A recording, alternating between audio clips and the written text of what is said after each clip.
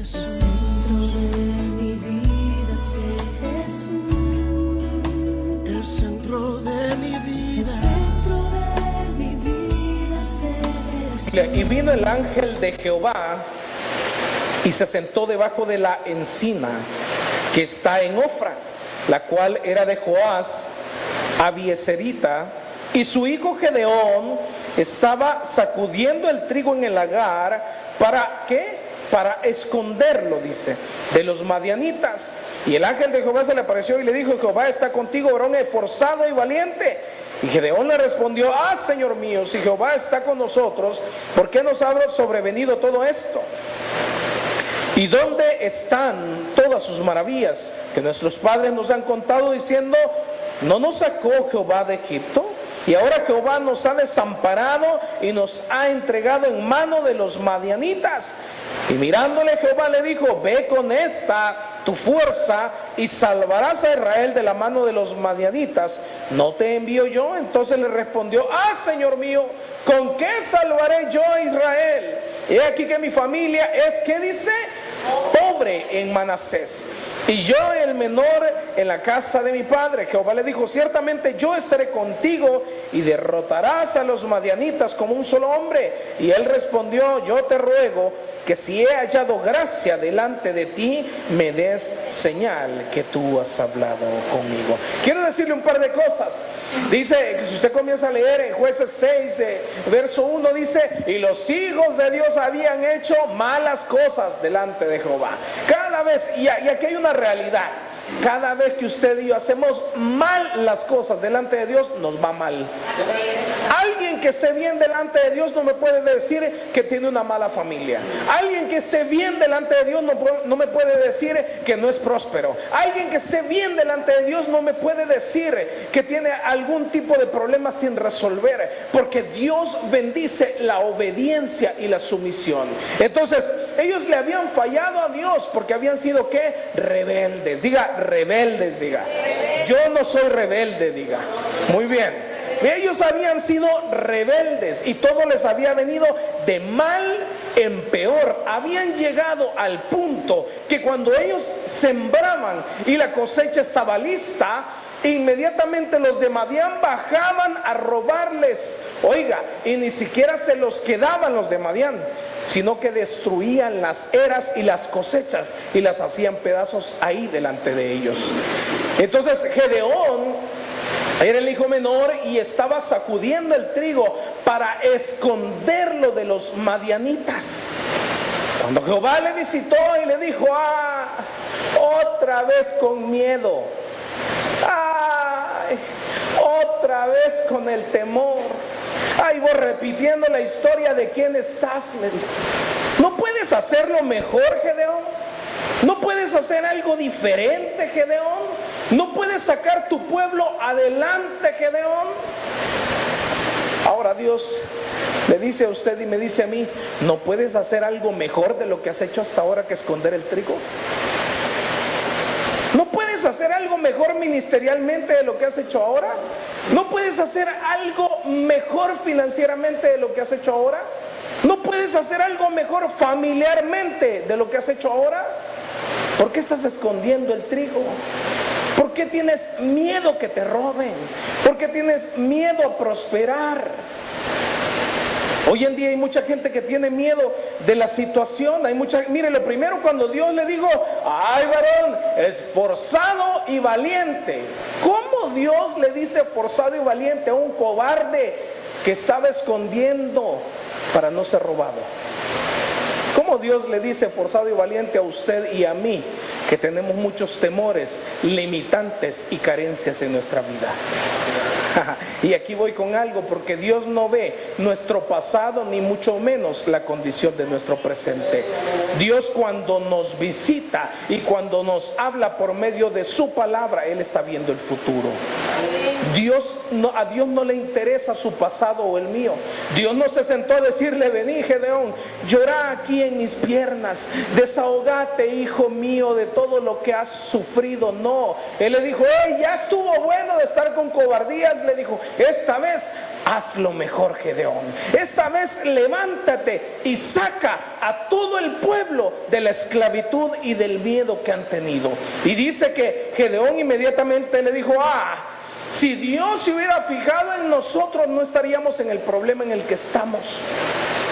Y sabe, ese es el comportamiento que muchas veces tenemos como cristianos.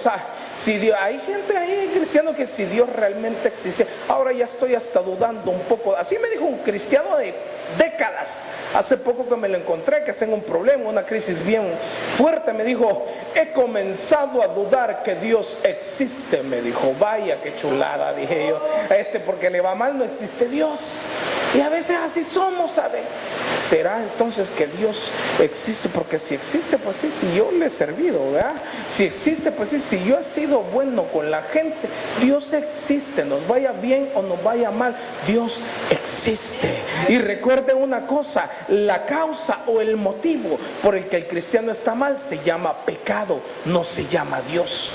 No le echemos la culpa a Dios, echémosle la culpa al rey del pecado, que es Satanás. Y levantémonos y digamos: hoy me irá mejor, hoy será un mejor día, mañana será mejor que hoy. Pero hay gente que se queda como Gedeón. Y le digo: si Dios de verdad estuviera con nosotros, Dios está contigo y conmigo. Dijo: no te dejaré ni te desampararé. ¿Y sabe qué es lo tremendo de esto? Que a los escogidos, aunque pequen, aunque fallemos, aunque hagamos lo que hagamos, Dios sigue estando con nosotros. La misericordia de Dios es tal que está diciendo: ya arrepentite. No, deja que yo haga las cosas solo, y el Señor a la parte y el Espíritu Santo convenciendo: arrepentito. Es un gran pícaro, hombre, por eso te pasó. Ya arrepentito. Ya no seas sinvergüenza, arrepentite. Acuérdate que la Biblia dice que aquellos que vienen y humillan su rostro. No, pero ahorita no toda. Arrepentite. El Espíritu Santo siempre está redarguyendo. El Espíritu Santo siempre está ahí diciendo: te voy a dar una nueva oportunidad. Todavía hay tiempo de gracia. Hazlo mejor esta vez. ¿Sabe qué otra? Hay gente, y aquí es donde quiero entrar con algo. Una cosa es que realmente tengamos algún problema que nos esté sucediendo, alguna prueba, alguna dificultad, y estemos avanzando con mucha dificultad. Pero otra cosa se llama excusa. Diga: excusa. Gedeón, cuando Dios se le presentó, trató de poner excusas y le dijo: Dios no existe. Le dijo: Dios no está con nosotros. Porque si Él estuviera con nosotros, y Dios le dijo: yo estoy aquí. Y le mostró y le dijo: vas a ir con tus fuerzas, para demostrarte que no es en tus fuerzas, sino que eso es con las mías. Yo quiero decirle algo: usted a lo mejor y yo nos sentimos débiles hoy en día. A lo mejor usted y yo nos sentimos imposibilitados este día. A lo mejor usted y yo nos sentimos incapaces, frustrados, tristes este día. Así nos quiere Dios. Así nos está diciendo: ¿sentís, hijo o hija, que ya no puedes más? No, ya no, Señor. Vaya, con esa fuerza vas a ir. A Pablo le dijo: ay, qué bueno, hijo, que ya te diste cuenta que ese aguijón no te lo vas a poder quitar, y ya no me pidas que te lo quite. Mejor camina con el aguijón. Si usted tiene un problema grande, si usted cree que no puede lograrlo, perfecto, porque ahí es donde Dios actúa. Si usted ya intentó hacerlo de todas las formas, Dios está diciendo: ay, gracias, porque hoy entro yo. Le digo a Gedeón: ¿cuál es tu excusa? No es que yo siento que no estás conmigo, aquí estoy, no me ves. Dice, mire, dice la Biblia que cuando nadie puede ver a Dios cara a cara, pero Dios envió este ángel a hablar con Gedeón. Y dice, si usted lee contextualmente, Gedeón pudo ver cara a cara al ángel y le dijo: Señor, ni modo, hoy me voy a morir porque vi tu ángel cara a cara. Y Dios le dijo: no vas a morir. ¿Por qué se le presentó cara a cara el ángel a Gedeón? Porque muchas veces es necesaria que nuestra fe sea reforzada con una demostración sobrenatural de parte de Dios. Dios sabía que Gedeón, si no se le mostraba de esa forma a Gedeón, Gedeón no iba a avanzar. Dios sabe cómo se ha mostrado en tu vida y cómo se ha mostrado en la mía. Dios sabe por qué nos ha apretado las tuercas por este lado y por este otro tal vez no mucho, pero Él sabe de qué forma te vas hacer caminar y me va a hacer caminar en la condición en la que estamos. ¿Cuál es tu excusa? ¿Se ha fijado que usted cuando habla con gente le dice, mire, pero ¿qué pasó con este problema? Ay, no, lo que pasa es que aquel. Ay, no, lo que pasa es que fue el tráfico y día domingo. Ay, no, lo que pasa es que tuve un problema. Toda la vida tiene excusas en todo. Quiero decirle algo, la gente que pone excusas para todo es la gente que nunca va a crecer, es la gente que nunca va a avanzar. Y usted le ve el estilo de vida y lo mismo, la ve al siguiente año, lo mismo, lo ve al siguiente año y lo mismo. ¿Por qué? Porque es una gente que toda la vida está poniendo excusas. Gedeón, ¿sabe qué más le dijo? Ay, padre, pero yo soy pobre, mi familia es pobre, ¿y cómo yo lo voy a hacer? Muchas veces ponemos de excusa hasta nuestra situación económica para con Dios. Y le decimos, ay Señor, pero yo soy pobre, ¿y cómo quieres que yo lo haga si yo no puedo? Porque no tengo las posibilidades. Dios no necesita de nuestras posibilidades o nuestros recursos para hacer su voluntad. Dios es soberano y es el dueño del mundo y de la galaxia.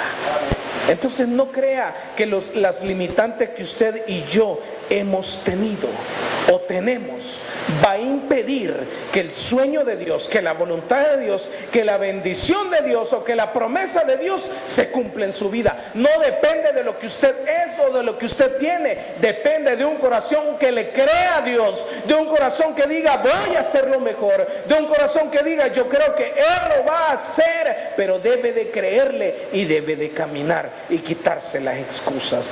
Mira, después ¿sabe qué le dijo? Le dijo yo, cuando va, Señor, le dijo, entonces, realmente le dijo, ¿soy yo el que va a liberar al pueblo? Sí, le dijo. Entonces deja, oiga esto, deja que traiga mi ofrenda a ti y que sea acepta. Y no que era pobre, pues. Y no que era pobre. ¿Y cómo es que tenía algo para darle a Dios y dijo que era pobre? Se da cuenta que era excusa. Se da cuenta que era una excusa delante de Dios. Si él hubiera sido pobrecito, la carne que llevó el holocausto delante de Dios. ¿Y sabe qué se acostumbraba en aquellos días? Se acostumbraba que antes de que un pueblo fuera a la guerra, le hacía un holocausto, un sacrificio a Dios. Antes de que el pueblo se enfrentara en guerra, llevaba adoración a Dios con un sacrificio. Pero muchas veces usted y yo queremos vencer la batalla y no queremos sacrificar nada. Muchas veces usted y yo queremos vencer al adversario, a la situación, al problema, pero no le queremos dar nada a Dios. ¿Y sabe qué es lo que Dios pide? El corazón. ¿Sabe qué es lo que Dios pesa? El corazón. Ya no más excusas. Hay mucha gente que siempre se está valiendo de excusas para no entrar en un proceso de obediencia o de honra a Dios. Pero ¿sabe qué? A pesar del problema, Gedeón lo hizo.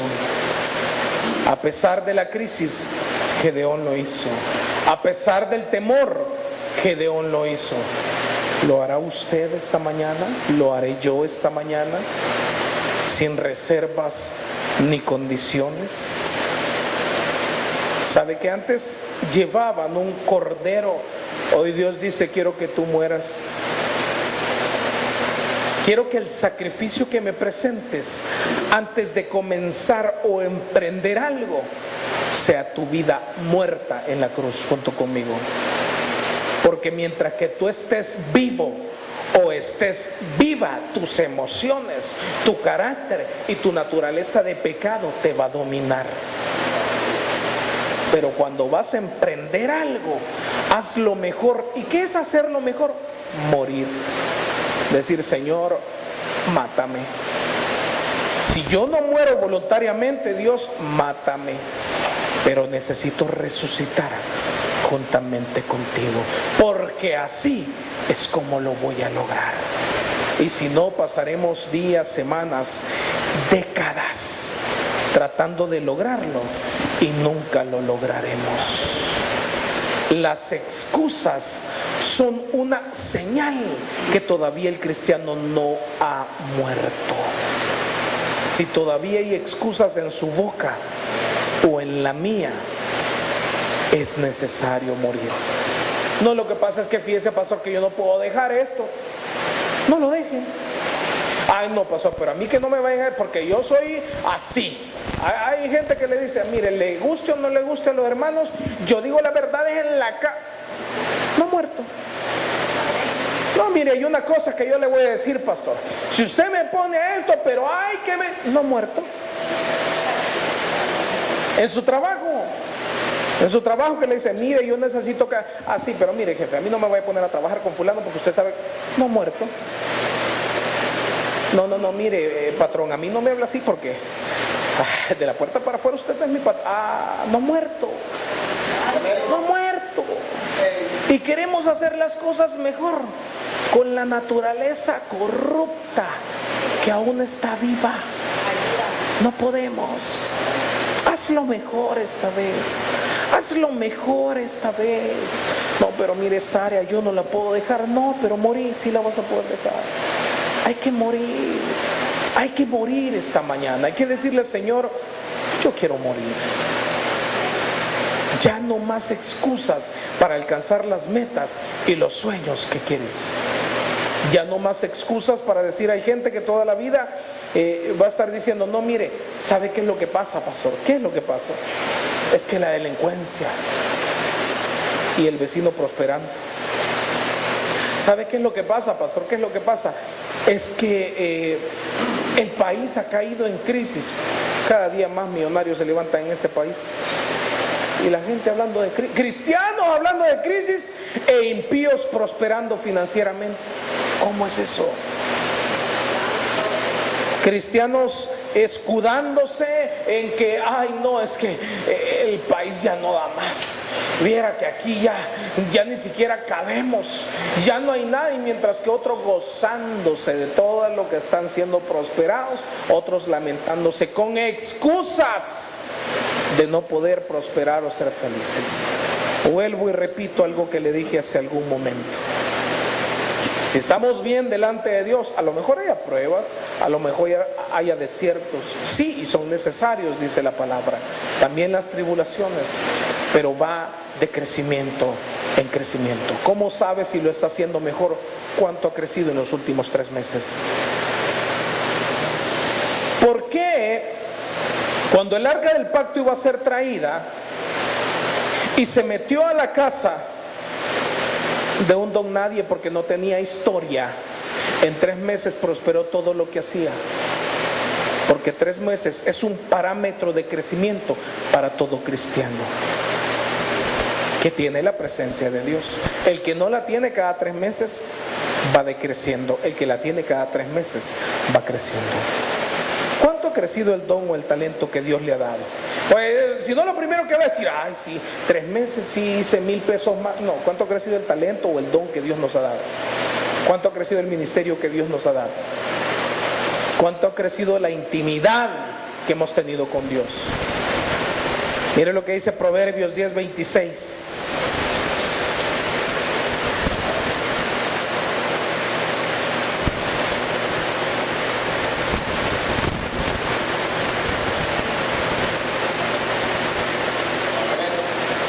Lo que el impío teme, eso le vendrá. Pero a los justos les será dado lo que desean.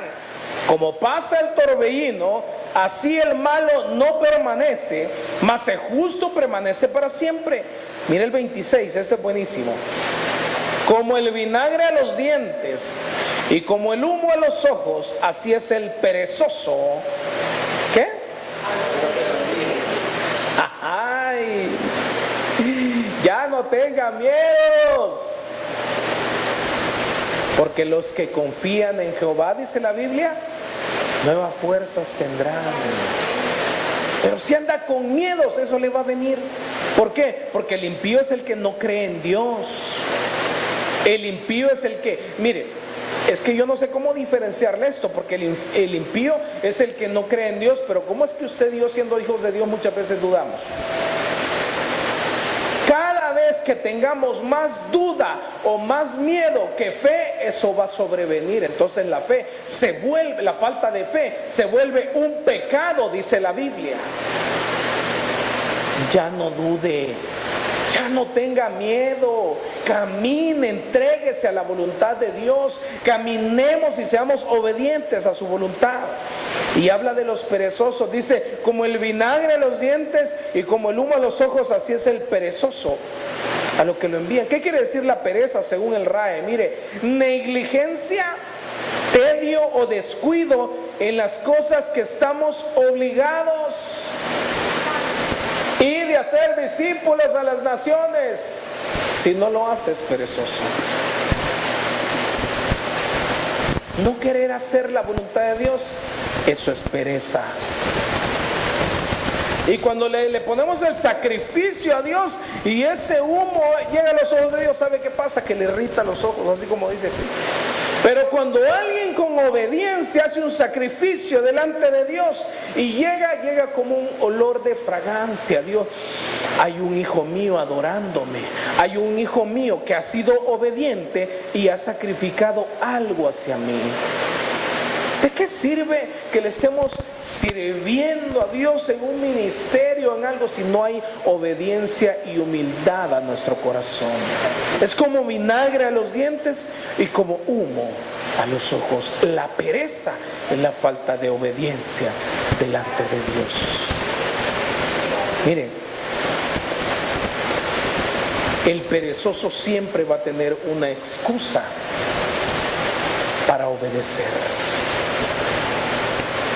Y la excusa más clásica de una persona perezosa que no ha muerto a sí mismo es el orgullo o la protección a su corazón. Toda la vida va a excusar el no obedecer, el no acatar indicaciones, el vivir su propia vida, el hacer su propia voluntad. Eso es pereza delante de Dios y eso no es agradable al Señor. Una persona que es diligente prospera en todo lo que hace. José, dice la Biblia que cuando Potifar lo vio y dijo, este jodido todo lo que comienza, todo lo prospera. ¿Y cómo hace? Yo no quiero que se vaya de mi casa. Y hay gente que usted no tiene ni 5 minutos y dice, ay, ojalá que se vaya ya. Y le ponen la escoba atrás de la... Y usted no entiende. Ay, ya, no sé si alguna vez le han gritado, ¡tapen los pericos! Y usted acaba de llegar, es porque lo están echando, váyase rápido. Entienda, por favor. Cuando vea que le ponen la escobita, ay, mira, aquí voy a poner la escoba. Váyase, hombre. Tal vez no es muy agradable su visita. Pero ¿sabe qué? A José decían, ojalá no se vaya este. Todo lo que hace, mira, te acordás de que el huerto que no daba nada, que llevaba desierto, sí, ya está prosperando. Y después lo puso primero como empleado, después como supervisor, después como jefe y después encima de todo. Y todo prosperó desde lo poco. ¿Por qué? Porque Dios dice, en lo poco me has sido fiel y en lo mucho te pondré. Pero en lo poco a veces nosotros somos más orgullosos y más soberbios que otra cosa. Y Dios dice, ay, quieres ser grande y quieres estar entre los reyes y ni en lo poco me sos fiel. Es cuestión de obediencia. La persona que tiene pereza es una persona que siempre le va a encontrar un pero a todo. Siempre. Se le dice, mire, hay que hacer esto. Ay, sí, pero mire, fulano no lo hace bien. Ay, pero sutano no sé qué. Ay, pero esto. Ay, pero... Porque siempre está tratando de poner excusas. Cuando usted vuelva a ver a alguien que pone una excusa, exhórtelo. Créame que con el tiempo se lo va a agradecer.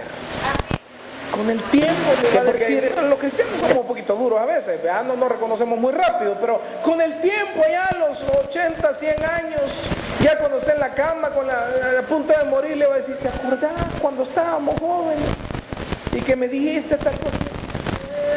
Era cierto, yo mucho ponía excusas para alcanzar lo que yo quería.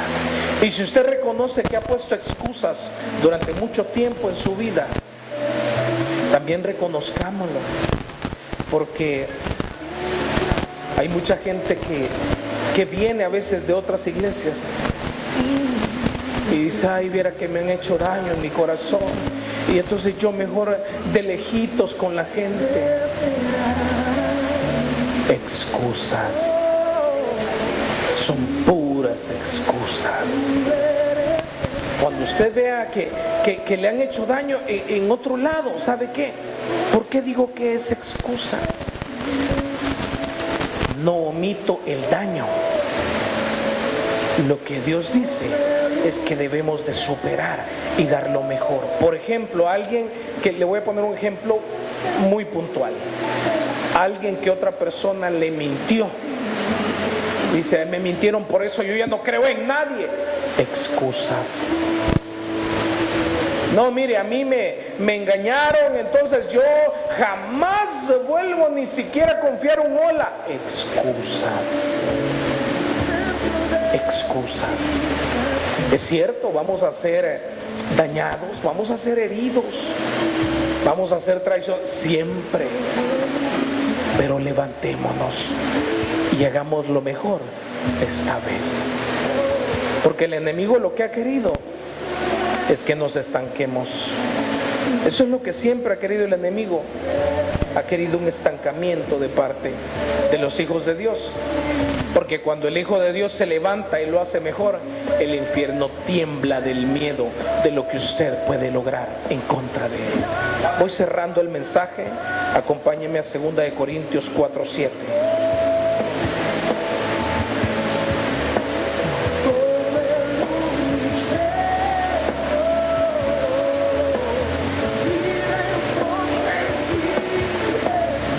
Dice la palabra, pero tenemos este tesoro en vasos de barro, para que la excelencia del poder sea de Dios y no de nosotros, que estamos, número 1, atribulados en todo, mas no angustiados, en apuros, mas no desesperados, perseguidos, mas no desamparados, derribados, pero no destruidos, llevando en el cuerpo siempre, por todas partes, la muerte de Jesús, para que también la vida de Jesús se manifieste en nuestros cuerpos.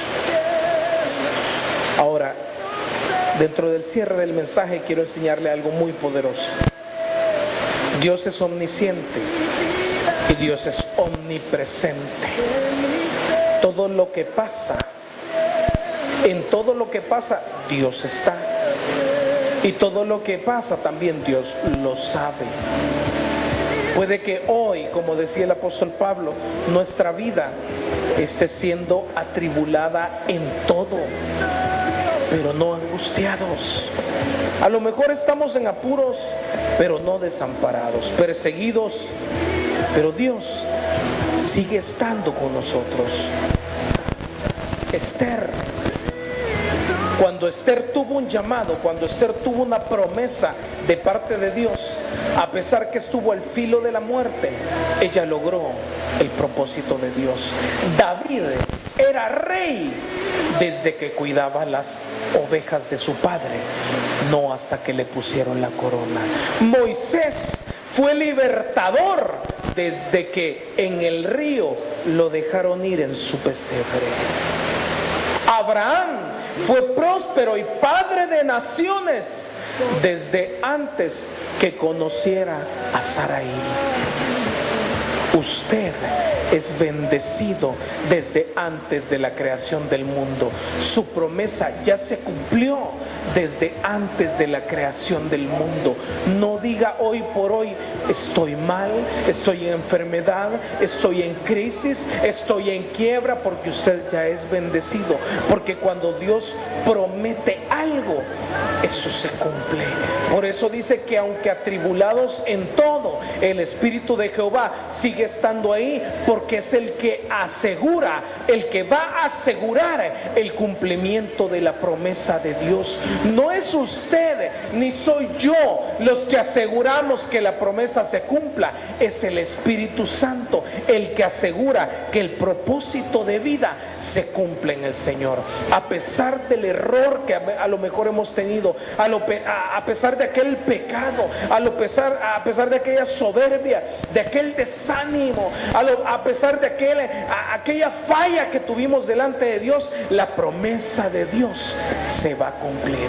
Porque también los grandes hombres de Dios le fallaron cuando ya tenían la promesa de Dios, pero también nunca dejaron de creer que Dios lo iba a hacer. Génesis 1:26 dice: entonces dijo Dios, hagamos al hombre a nuestra imagen, conforme a nuestra semejanza.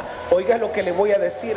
Al principio del mensaje le dije que para que nosotros podamos estar frente a reyes, para que nosotros podamos ser prósperos en todo, para que nosotros podamos lograr nuestro objetivo, debemos de conocer la identidad que nosotros tenemos. Y fuimos formados a imagen y semejanza de un Dios vivo. A lo mejor usted ha visto su padre, su madre o alguien que lo crió y usted ha dicho: mi padre creció hasta 3, a lo mucho yo voy a crecer hasta 4. A lo mejor usted ha visto a alguien y ha dicho: este es demasiado alto, a lo mejor le llego a la mitad. Mas Dios te dice en esta hora: a imagen y semejanza de Cristo fuiste creado y fuiste formado con el soplo de vida. No hay limitantes para tu vida, no puedes hacerlo, porque Dios decidió hacerte a su imagen y semejanza. Pero eso implica muchas cosas, porque en 2 de Corintios acabamos de leer lo que decía al final. Dice: llevando en el cuerpo siempre todas las partes, oiga esto, de Jesús, para que también en todas las partes la muerte de Jesús, para que también la vida de Jesús se manifieste en nuestros cuerpos. Ahí regreso a la mitad del mensaje y le digo algo. ¿Por qué estamos destinados a morir a nosotros mismos? Porque fuimos hechos a imagen y semejanza de Cristo. Y le dije al principio del mensaje: mientras que usted trate de ser como otro o como otra, va a vivir en frustración, en tristeza y en depresión. Pero cuando usted y yo tratemos de vivir como Cristo, que tuvo que morir en una cruz, y digamos: ya me di cuenta, esta revelación lo que quiere decir que fui hecho a imagen y semejanza de Cristo, y Cristo, para poder ser inmortal, para poder vencer la muerte, tuvo que morir en una cruz. Es tiempo de morir, iglesia, en una cruz. Es tiempo de entender que fuimos creados para seguir los pasos de Cristo. Y los pasos de Cristo son amor, paz, humildad, pero sobre todo obediencia a lo que Dios le envió. ¿Sabe cuál es el problema? Que ese vasito de barro del que habla Corintios muchas veces está en la mesa equivocada. Salmo 1: no se sentó en silla de encarnecedores, ni estuvo con gente que le contaminaba. Porque el barro en las manos de Dios, Dios hace su voluntad en él. Dice la Biblia en Jeremías 18: ¿cómo no voy a hacer, le dijo Dios a Jeremías, lo que hace el alfarero con la vasija de barro, que primero la quiebra cuando sale mal y luego la vuelve a hacer? Pero a veces, en lugar de estar en las manos del alfarero, estamos en las manos de los impíos y en las manos equivocadas, en las manos que te causaron heridas en el corazón, en las manos que te enseñaron un vicio, que te enseñaron una compulsión, que te enseñaron a ser infiel, que te enseñaron a ser rebelde, que te enseñaron a ser desobediente, que te enseñaron a pecar, y el vaso de barro se contaminó de las manos de quien lo tuvo. Yo no sé si alguien me está entendiendo esta mañana o estoy con el pueblo correcto, pero quiero decirle algo. al punto al que quiero llevarlo, que hay un día donde ese vaso de barro, a pesar que ha estado contaminado o mal formado o pecando o haciendo las cosas mal, cuando Cristo dice: ¿dónde está mi vaso de barro? ¿Dónde está mi vasija? Necesito hoy la vasija. Y para eso, cuando le dice el mundo: pero la vasija me pertenece. Cuando Satanás le dice: pero la vasija es mía, porque peca, porque asesina, porque está impura, porque lo que sea. Y le dice Cristo: es cierto, pero yo lo compré a precio de sangre en la cruz y limpié sus pecados, y limpié sus faltas, y limpié su rebeldía. Por lo tanto, hoy reclamo la vasija de barro, hoy reclamo el vaso de barro, y lo tengo que quebrar, lo tengo que matar para volverle a dar la identidad a imagen y semejanza de Dios. Y quizá la gente te está diciendo: ay, pero también que estabas antes del poder de Dios. División de heridas en el corazón, división de orgullo, división de desobediencia, división de rebeldía, división de falta de perdón. Necesito votar para ensanchar la tienda. Y Dios dice: hijo, voy a tener que derribar muchas cosas. Y hay gente que va a estar viendo tu propiedad y va a decir: tan bonita que está por fuera, pero veo que siempre le están sacando escombros. ¿Por qué será? Porque Jehová está haciendo la limpieza por dentro y está diciendo: esta vez la haremos mejor, esta vez lo harás mejor, porque yo estoy contigo, no te dejaré ni te desampararé hasta que Cristo venga. Quizás hay gente que también diga: pero la casa estaba linda, ¿por qué ahora que la compró el nuevo dueño la han derribado? Y Cristo va a decir: porque la gente veía el sepulcro blanqueado, que aparentemente estaba bien, pero no tenía bases sólidas, pero no tenía el Espíritu Santo, pero estaba contaminado con el mundo, y yo tuve que derribarla. Ahora entiende por qué tuviste que perder a lo mejor tu trabajo, porque tuviste que perder a alguien que estaba en tu vida y que representaba mucho. Y Dios dijo: pero esa persona no estaba en el plan, pero esa persona no estaba en la imagen y semejanza de Dios, y tuve que derribarlo y tuve que apartarlo, porque mi imagen es perfecta y mi voluntad es buena, agradable también. Ahora ya no te estés preguntando y ya no le reclames a Dios: ¿por qué perdí esto? ¿Por qué perdí lo otro? Porque Dios te dice: lo que no te has dado cuenta es que quizás perdiste algo, pero no has visto lo que has ganado. No has visto que has ganado la llenura del Espíritu Santo, que tu relación con Dios ahora es totalmente fluida. Por eso tuve que derribar muchas cosas que estaban dentro de la casa, o inclusive tuve que quebrarte por completo para volverte a ser como Jeremías 18. Y ahora estás en mis manos, ya no temas, ya no tengas miedo, porque esta vez lo harás mejor, porque esta vez será diferente. Tu propósito ya está hecho. Yo quiero que levantes tu mano esta mañana. Levanta tu mano derecha y yo voy a ministrarte algo que Dios puso en mi vida. Yo ministro en el nombre poderoso de Jesús que tu vida familiar ya fue restaurada. Yo ministro en el nombre de Jesús que tu vida ministerial y espiritual ya fue restaurada. Yo ministro en el nombre de Jesús que tu vida económica ya fue restaurada.